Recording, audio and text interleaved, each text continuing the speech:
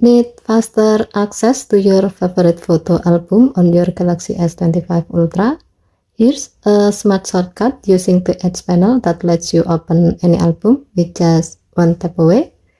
First, you have to make sure that the task panel is on and View Album shortcut is added to this panel.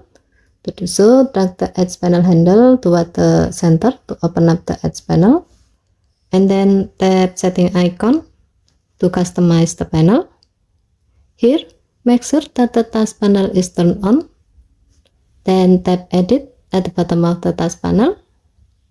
Scroll down the screen. Under Gallery section, tap View Album. Select the desired album. As you can see, the selected album has been added to the task panel. Close the setting.